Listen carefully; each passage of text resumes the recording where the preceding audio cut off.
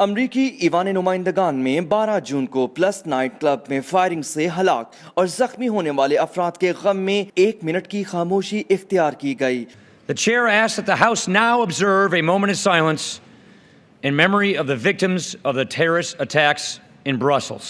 Congress speaker Paul Ryan ने अपने खिताब में जानी नुकसान पर अफसोस और लवाहिकीन के साथ हमदर्दी का इजहार किया। दारुल हुकूमत वाशिंगटन डीसी में मुतअद्दिद शहरियों ने व्हाइट हाउस के बाहर ऑरलैंडो फायरिंग में हलाक होने वाले अफराद की याद में शम्में रोशन की। इस मौके पर अमरीका में हथियारों की फरोख्त पर पाबंदी का भी मुतालबा किया गया। अमरीका के तमाम छोटे बड़े शहरों में ऑरलैंडो नाइट क्लब में हलाक होने वाले अफराद की याद में तकरीबात मुनक्किद की जा रही हैं, जिसमें हर रंग, नस्ल और मजहब के शहरी शिरकत कर रहे हैं। मरकजी हुकूमत ने 7 रोजा कौमी सोग का ऐलान किया है और 3 दिन तक तमाम सरकारी इमारतों पर कौमी परचम सरनिगू रहेगा।